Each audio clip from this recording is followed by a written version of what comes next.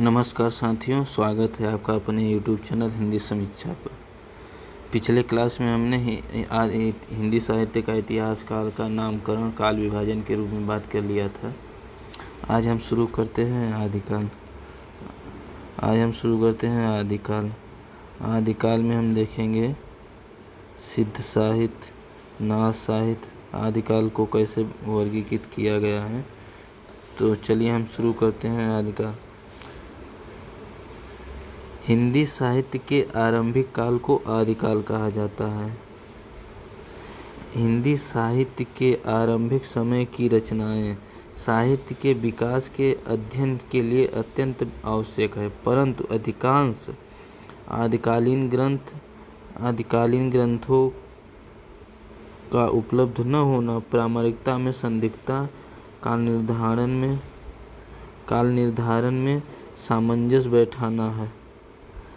आदि कठिनाइयों के साथ सिद्ध साहित्य के विद्वानों आचार्यों द्वारा व्यवस्थित धारणा बना लेना बहुत ही कुशलता का कार्य है, जो उस समय इन सब कठिनाइयों का जैसे कोई क्रम तो था नहीं, इसलिए जो वो लोग धारणा बना लिए उसको कुशलता का कार्य है।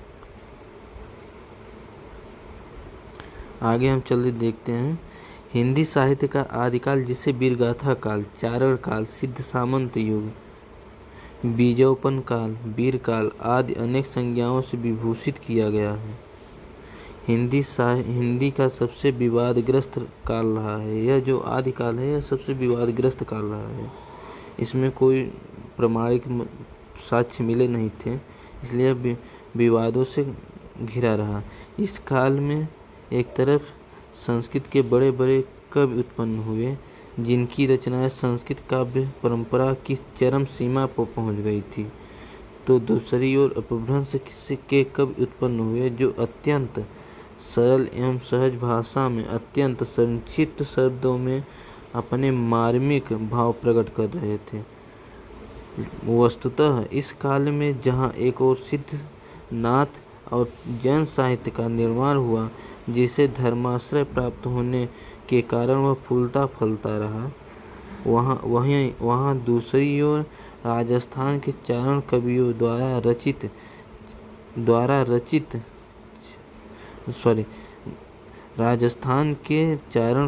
द्वारा चरित काव्य भी रचे गए, जिन्हें राजा द्वारा आश्रय मिलने के कारण वह आज प्रशंसा का विषय बना है। परंतु इस काल में दोनों काव्य धाराओं से भिन्न लोक साहित्य की भी रचना हुई है। वह लोगों पर आश्रित होने से सुरक्षित न रह सका है। लोगों में रहित, इसलिए वह सुरक्षित नहीं रह सका। अनेक कारणों से यह साहित्य लुप्त सा हो गया। कोई कुछ भी कारण रहा होगा, बहुत से कारण रहे होंगे, जिसके कारण यह गायब हो गया। उससे इतना अवश्य ज्ञात होता है कि आदिकाल में लोक साहित्य भी लोक प्रचलित रहा है। उपर्युक्त आदिम कालीन साहित्य की प्रवृत्तियों के आधार पर निम्न रूपों में वर्गीकृत किया गया है। चलिए हम वर्गों के देख लेते हैं इनका। आदिकाल को 3 वर्गों में विभाजित किया गया है। धार्मिक साहित्य, लौकिक साहित्य, रासो साहित्य, जिसे वीर काव्य भी कहते हैं। धार्मिक साहित्य को 3 भागों में किया गया है। सिद्ध साहित्य, नाथ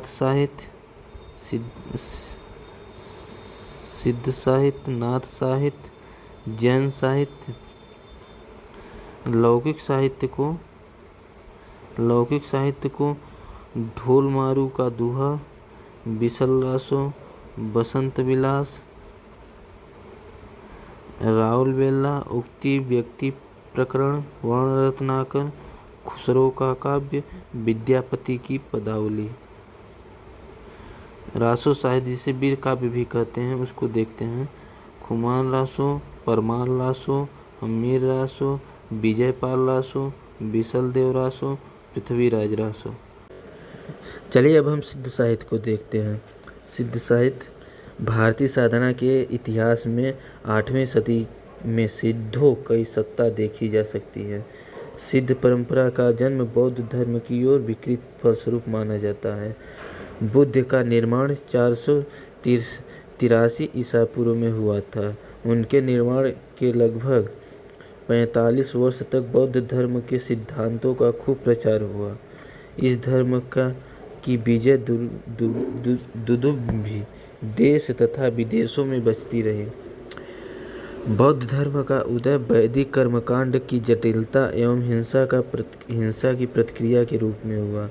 यह धर्म सहानुभूति और सदाचार के मूल तत्वों पर आधारित था, परंतु आगे चलकर इस धर्म के अनुयायियों में कतिपय सैद्धांतिक और साधनात्मक प्रश्नों को लेकर मतभेद हो गया। ईसा की प्रथम शताब्दी में बौद्ध महायान तथा हीनयान दो शाखाओं में विभाजित हो गया। महायान बड़े ग्रंथों के आरोही में थे और हीनयान छोटे ग्रंथों के आरोही में थे। महायान में व्यवहारिकता की प्राधान्य रहा, जबकि हीनयान में सिद्ध पक्ष का प्रधान रहा। इनमें महायानी लोक निर्माण के समर्थक और हीनयानी के व्यक्तिगत साधना के समर्थक थे। महायान वाले अपने रथ में ऊंचे नीचे, छोटे बड़े, गृहस्थी सन्यासी सबको बैठाकर निर्माण तक पहुंचने का दावा करते थे। हीनयान में केवल विरक्त और सन्यासियों को आश्रय देता था। इनका जीवन सरल था, किंतु महायानियों ने मठों और विहारों के निर्माण पर जोर दिया। उसने स्त्रियों एवं गृहस्थियों के लिए मोक्ष का द्वार खोल दिया। इसी कारण अधिक लोग उनकी ओर आकृष्ट होने लगे। स्वर्ण और सुंदरी हे योग से उसमें भ्रष्टाचार का प्रवेश हो गया। जादू टोना और मंत्रचार बढ़ने लगा। मंत्रों के इस महत्व का एवं प्रचार के कारण महायान यंत्रयान बन गया। जो इसमें जादू टोना झाड़ फूक करने वाले होते हैं, इसके कारण वह महायान यंत्रयान बन गया।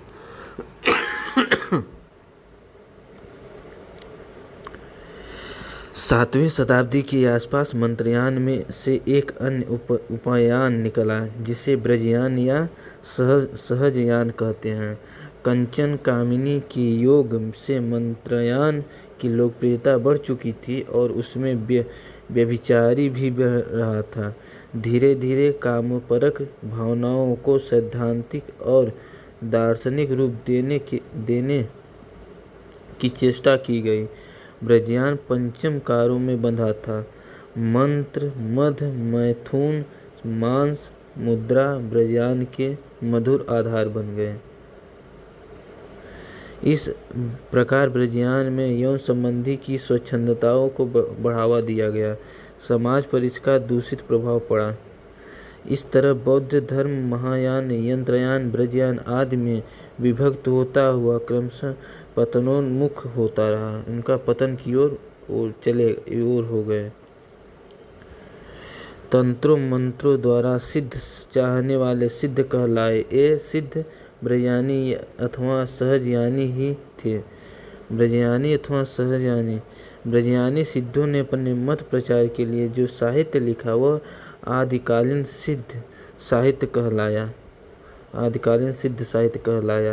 सिद्धों की संख्या 84 मानी जाती है, जिसमें 23 सिद्धों की रचनाएं उपलब्ध होती हैं। प्रत्येक सिद्धों के पीछे यह शब्द खड़ा हुआ है। सरहया हिंदी के प्रथम सिद्ध माने जाते हैं। सरहप्पा होगा, सरहया नहीं, सरहप्पा। उनका दोहा कोश ग्रंथ विख्यात है। इसके अलावा सबरया, लुझ, डोबिया, कल्या, कुकुरिया, मुंडरिया, शांतिपा और वाड़ापा आदि सिद्ध कवियों में आदिकालीन सिद्ध साहित्य को समृद्ध बनाने में अपना योगदान दिया।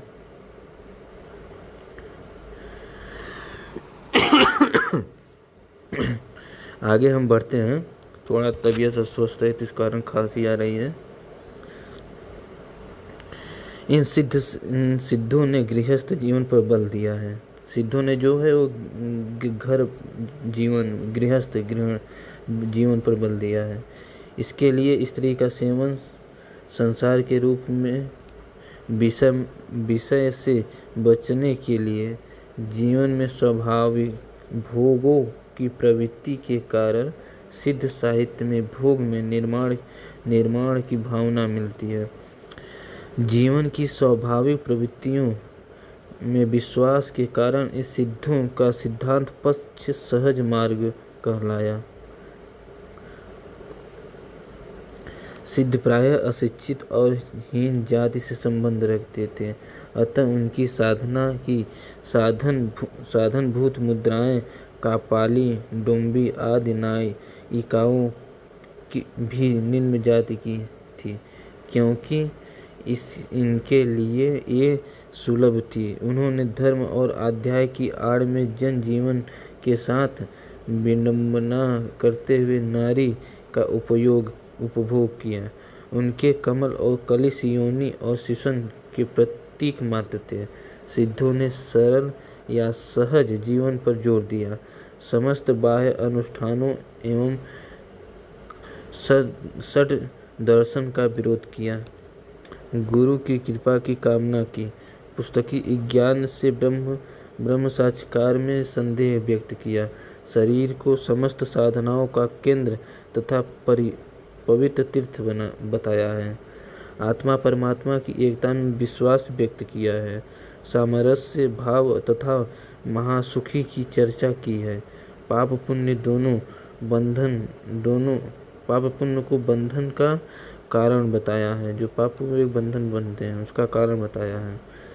सिद्ध साहित्य का मूल्यांकन करते हुए डॉक्टर राम कुमार वर्मा लिखते हैं, सिद्ध साहित्य का महत्व इस बात में बहुत अधिक है कि उससे हमारे साहित्य के आदिरूप की सामग्री प्रामाणिक ढंग से प्राप्त होती है। चारणकालीन कवियाँ साहित्य तो केवल मात्र तत्कालीन राजनीतिक जीवन की प्रतिच्छाया। यह सिद्ध साहित्य शताब्दियों से आने वाली धार्मिक और सांस्कृतिक विचारों का स्पष्ट रूप है। संक्षेप में जनता नरेशों की स्वेच्छाचारियों पराजय या पतन से त्रस्त होकर निराशावाद के गर्त में गिरी हुई थी। उसके लिए इन सिद्धों की वाणी ने संजीवनी का कार्य किया। अब हम आगे देखते हैं सिद्ध साहित्य की विशेषता।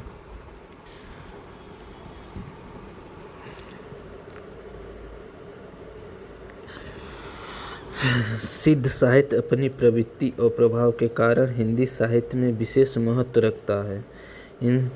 इन सिद्धांतों अपने संप्रदाय के सिद्धांतों का दीर्घदर्शन करने वाले साधनपरक साहित्य का निर्माण किया।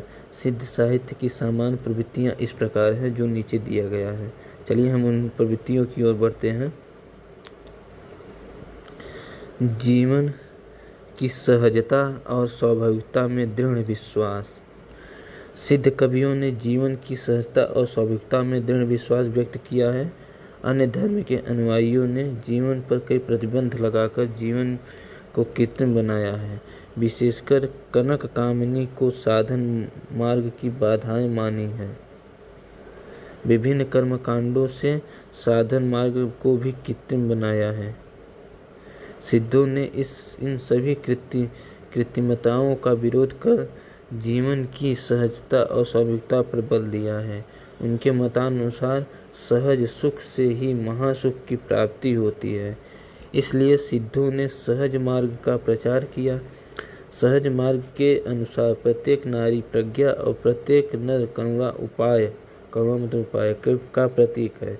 इसलिए नर नारी मिलन प्रज्ञा और करुणा निवृत्ति और प्रवृत्ति का मिलन है। दोनों में अभेदता ही महासुख की स्थिति है। चलिए अब हम आगे बढ़ते हैं। गुरु महिमा का प्रतिपादन। गुरु महिमा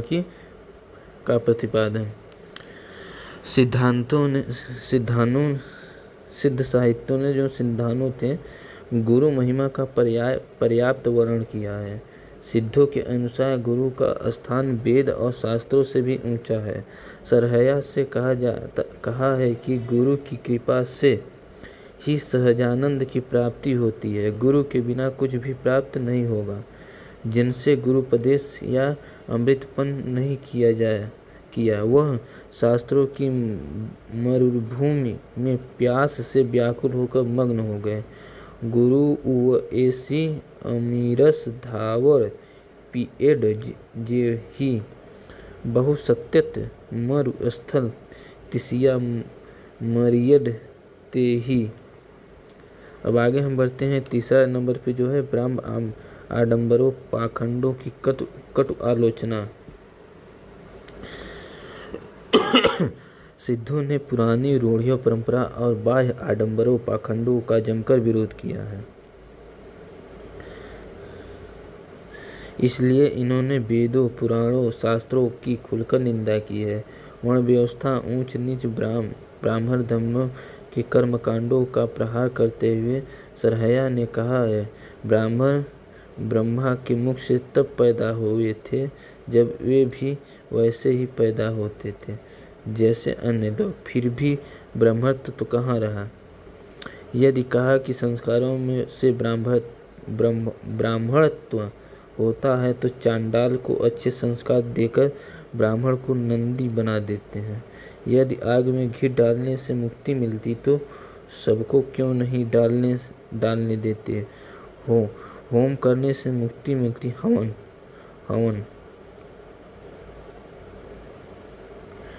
हवन करने से मुक्ति मिलती यह पता नहीं, लेकिन धुआं लगने से आंखों को कष्ट जरूर होता है। दिगंबर साधुओं का लक्ष्य करते हुए सरहप्पा कहते हैं, यदि नंगे रहने से मुक्ति हो जाए तो सियार कुत्तों को भी मुक्ति अवश्य होनी चाहिए।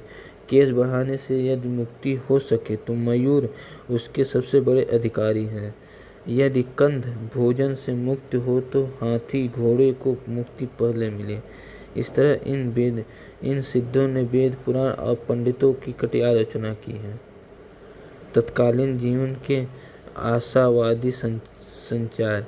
सिद्ध साहित्य का मूल्यांकन करते हुए हजारी प्रसाद द्विवेदी ने लिखा है, जो जनता नरेश स्वेच्छा आचारिता पराजय या पतन से त्रस्त होकर निराशावाद के गर्त में गिरी हुई थी, उसके लिए इन सिद्धों की वाणी ने संजीवनी का कार्य किया। जीवन की भयानक वास्तविकता की अग्नि से निकलकर मनुष्य को महासुख के शीतल सरोवर में अवगाहन कराने का महत्वपूर्ण कार्य इन्होंने किया है। आगे चलकर सिद्धों ने स्वैराचार फैल गया, जिसका बुरा असर जन जीवन पर पड़ गया। अब 5वां नंबर पर आता है रहस्यात्मक अनुभूति। सिद्धों ने प्रज्ञा और उपाय करुणा से मिलनों परंत प्राप्त महासुख का वर्ण और विवेचना अनेक रूपकों के माध्यम से किया गया। नौका, वीणा, चूहा, हिरण आदि रूपकों का प्रयोग इन्होंने रहस्यानुभूति की व्याख्या के लिए किया। रवि, शशि, कमल, कुशील, प्राण, अवधूत आदि तांत्रिक शब्दों का प्रयोग भी इसी व्याख्या के लिए हुआ है। डॉक्टर धर्मवीर भारती ने अपने शोध ग्रंथ सिद्ध साहित्य में सिद्धों की शब्दावली की दार्शनिक व्याख्या कर उसमें आध्यात्मिक पक्ष को स्पष्ट कर दिया है। आगे 6वां नंबर पर श्रृंगार और शांत रस। श्रृंगार गलत लिखा है इसमें टाइपिंग, वो फ्रंट में इस प्रकार नहीं लिखा जा सकता।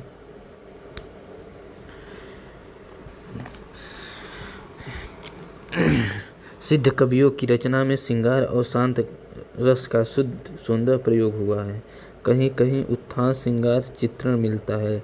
अलौकिक आनंद की प्राप्ति का वर्णन करते समय ऐसा हुआ है। जन भाषा का प्रयोग। 7वां नंबर पर है जन भाषा का प्रयोग। तो चलिए हम देखते हैं जन भाषा का प्रयोग। सिद्धों की रचना में संस्कृत तथा अपभ्रंश मिश्रित देसी भाषाओं का प्रयोग मिलता है। डॉक्टर रामकुमार वर्मा इनकी भाषा को जन समुदाय की भाषा मानते हैं। जो इनकी देसी अपभ्रंश मिश्रित भाषा थी, रामकुमार वर्मा उनको जन समुदाय की, जनता की भाषा मानते हैं। जन भाषा को अपनाने के बावजूद जहाँ वे अपनी सहज साधना की व्याख्या करते हैं, वहाँ उनकी भाषा क्लिष्ट बन जाती है। सिद्धों की भाषा को हरिप्रसाद शास्त्री ने संध्या भाषा कहा है। सांझ के समय जिस प्रकार चीज़ें कुछ स्पष्ट और कुछ अस्पष्ट दिखाई देती हैं, उसी प्रकार यह भाषा कुछ स्पष्ट और कुछ अस्पष्ट अर्थ बोध कराती हैं। यही मत अधिक प्रचलित है। छंद प्रयोग। सिद्धों की अधिकांश रचना आचार्य गीतों में हुई है, तथापि इन्होंने दोहा, चौपाई जैसे लोकप्रिय छंद भी प्रयुक्त हुए हैं। सिद्धों के लिए दोहा बहुत ही प्रिय छंद रहा है। इनकी रचनाओं में कहीं सोरठा और छप्पय का भी प्रयोग पाया जाता है या मिलता है। सिद्धों के रूप में प्रामाणिक सामग्री, जो सिद्ध साहित्य उसके रूप में प्रामाणिक सामग्री जो है। सिद्ध साहित्य का महत्व इस बात में बहुत अधिक है, उससे हमारे साहित्य के आदि रूप की सामग्री प्रामाणिकता ढंग से प्राप्त होती है। चारणकालीन साहित्य तो केवल तत्कालीन राजनीतिक जीवन की प्रतिछाया है, लेकिन सिद्ध साहित्य शताब्दियों से आने वाले धार्मिक और सांस्कृतिक विचारधारा का यह एक दस्तावेज है। चलिए अब हम आगे बढ़ते हैं। अब आते हैं, सिद्ध साहित्य तो खत्म हो गया, उसमें पूरा हम देखे हैं। अब आगे बढ़ते हैं नाथ साहित्य की ओर।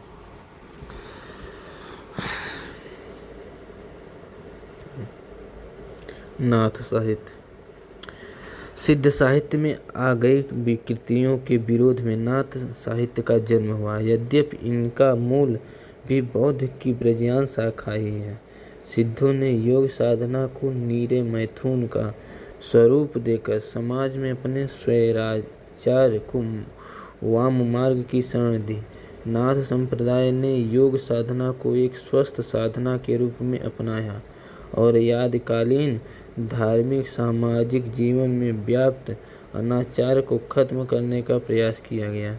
यद्यपि नाथ लोग इस मत के जनक आदि नाथ शिव को मानते हैं, लेकिन सही अर्थ में इस मत एक सुव्यवस्थित रूप देने का श्रेय गोरखनाथ को जाता है।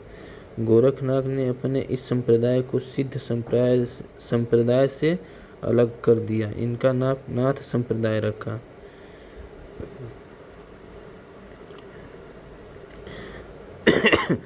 नाथ शब्द का अर्थ हम देखते हैं। नाथ शब्द में ना का अर्थ है अनादि रूप और थ का अर्थ है भुवन त्रय में स्थापित होना। इस प्रकार नाथ शब्द का अर्थ है वह अनादि धर्म जो भुवत्रय की स्थिति के कारण है। दूसरी व्याख्या के अनुसार नाथ वह तत्व है जो मोक्ष प्रदान करता है। नाथ ब्रह्म का उद्बोधन करता है तथा अज्ञान का दरुमन करता है। नाथ संप्रदाय उन साधकों का संप्रदाय है जो नाथ को परम तत्व स्वीकार कर उसकी प्राप्ति के लिए योग साधना करते थे तथा सिद्ध संप्रदाय में दीक्षित होकर अपने नाम के अंत में नाथ उपाधि जोड़ते हैं। नाथ शब्द का प्रयोग ब्रह्म के लिए हुआ है और सद्गुरु के लिए भी। इन योगियों की एक विशिष्ट वेशभूषा होती है। प्रत्येक योगी एक विशेष निश्चय तिथि को कान छिदवाकर कुंडली धारण करता है, जिसे मुद्रा कहते हैं। इनके हाथ में किंकरी, सिर पर जटा, शरीर पर भस्म, कंठ में रुद्राक्ष की माला, हाथ में कमंडल, कंधे पर व्याघ्र चर्म और बंगल में खप्पर रहता है। नाथ संप्रदाय में 9 नाथ आते हैं, जिनके नाम हैं। पहला है आदिनाथ स्वयं शिव, दूसरा मत्स्यनाथ मत्स्येंद्रनाथ, तीसरा गोरखनाथ चौथा गहिरे नाथ, पांचवा चरपट नाथ, छठवां चौरंगी नाथ, सातवां जालंधर नाथ, आठवां भातृनाथ भरथरी नाथ और नौवां गोपी चंद नाथ। इन नाथानों ने अपने संप्रदाय में भोग का तिरस्कार, इंद्रिय संयम, मन साधना, प्राण साधना, कुंडलिनी जागरण, योग साधना को अधिक महत्व दिया है। इनकी साधना का मूल स्वर शील, संयम और शुद्धता वादी। इस संप्रदाय में इंद्रिय निग्रह पर विशेष बल दिया गया है। इंद्रियों के लिए सबसे बड़ा आकर्षण नारी है, अतः नारी से दूर रहकर भी भरसक शिक्षा दी गई है। संभव है कि गोरखनाथ ने बौद्ध विहार में भिक्षुणियों के प्रवेश का परिणाम उनका चारित्रिक पतन देखा है। इस संप्रदाय में निवृत्ति और मुक्ति के प्रसाद से ही संभव मानी गई है, अतः गुरु का विशेष महत्व है। नाथपंथियों के मुख्य सिद्धांत इंद्रिय संगम, मन को साधना, हठयोग साधना आदि का प्रभाव कबीर एवं अन्य स्रोतों एवं अन्य संतों की रचनाओं में देखा जा सकता है। गोरखनाथ ने आदि जिन प्रतीकों को परिभाषित शब्दों को खंडन मंडनात्मक शैली को अपनाया, उसका विकास संत साहित्य में मिलता है। नाथों की साधना प्रणाली हठयोग पर आधारित है।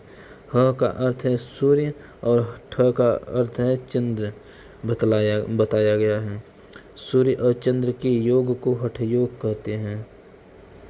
यहाँ सूर्य या नाड़ी का और चंद्र पिंगला नाड़ी का प्रतीक होता है। इस साधना पद्धति के अनुसार प्रत्येक व्यक्ति कुंडलिया और प्राण शक्ति लेकर पैदा होता है।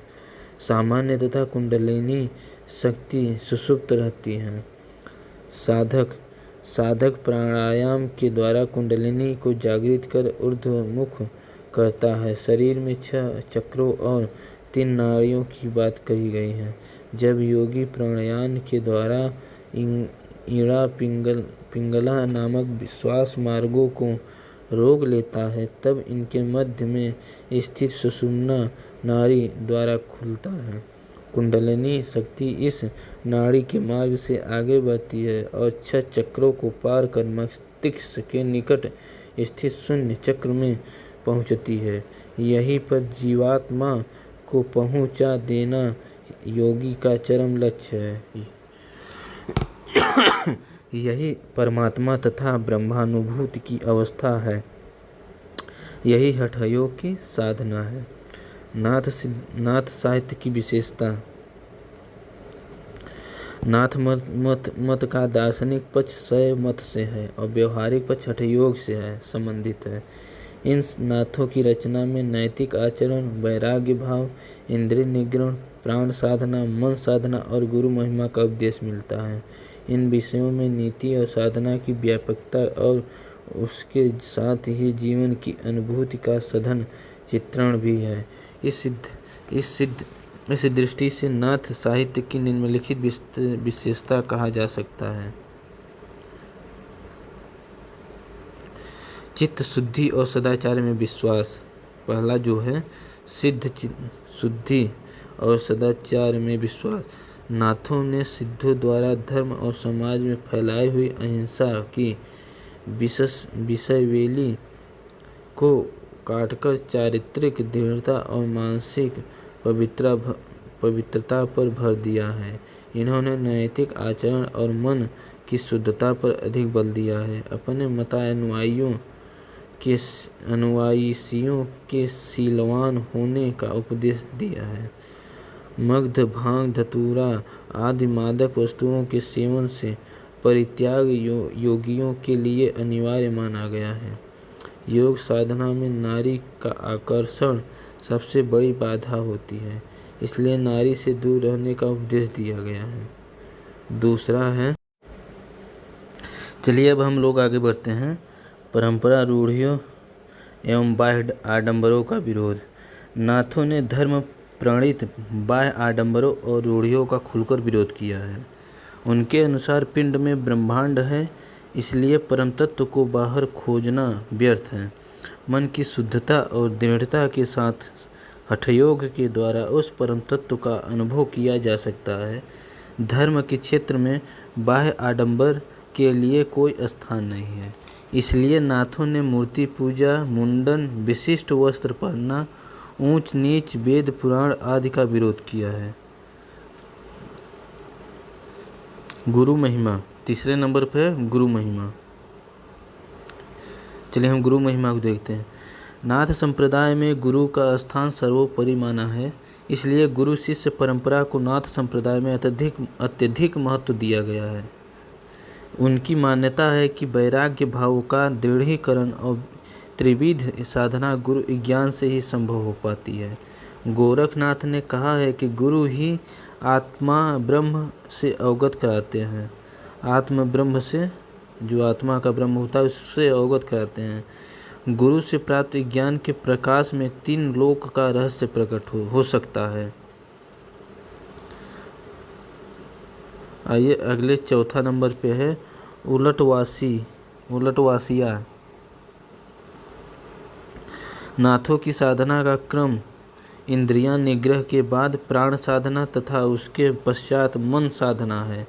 मन साधना से तात्पर्य है मन को संसार के खींचकर अंतःकरण की ओर उन्मुख करना।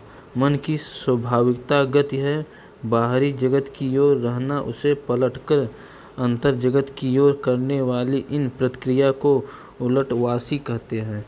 नाथों ने उलटवासियों का प्रयोग अपनी साधना की अभिव्यक्ति के लिए किया है। उलटवासियाँ कहीं कहीं क्लिष्ट जरूर हैं, लेकिन अद्भुत रस से ओतप्रोत हैं। 5वां नंबर पाता है जनभाषा का परिष्कार।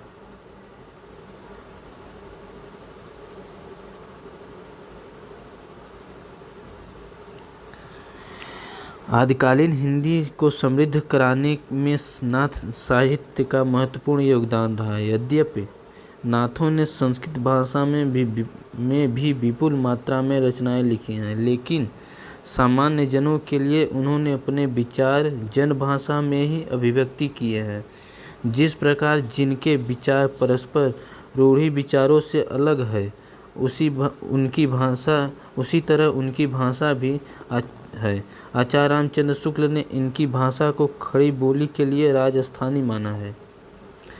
कुल मिलाकर हम कह सकते हैं कि नाथ साहित्य में स्वच्छंद भाव और विचारों की प्रामाणिकता अभिव्यक्त हुई है। नाथ साहित्य की देन को स्पष्ट करते हुए डॉक्टर रामकुमार वर्मा लिखते हैं, गोरखनाथ ने नाथ संप्रदाय को जिस आंदोलन का रूप दिया वह भारतीय मनोवृत्ति के सर्वथा अनुकूल सिद्ध हुआ है। उसमें जहाँ एक ओर ईश्वरवाद की निश्चित धारणा उपस्थित की गई है, वहाँ दूसरी ओर विकृत करने वाली समस्त परंपरागत रूढ़ियों पर भी आघात किया गया है। जीवन को अधिक से अधिक संयम और सदाचार के अनुशासन में रखकर आत्मिक अनुभूतियों के लिए सहज मार्ग की व्यवस्था करने का शक्तिशाली प्रयोग गोरखनाथ ने किया है। आज के क्लास में इतना ही। अब मिलते हैं अगले वीडियो में। वीडियो देखने के लिए बहुत बहुत धन्यवाद। चैनल को लाइक करें, सब्सक्राइब करें और ज़्यादा से ज़्यादा शेयर करें अपने दोस्तों के साथ। बहुत बहुत धन्यवाद।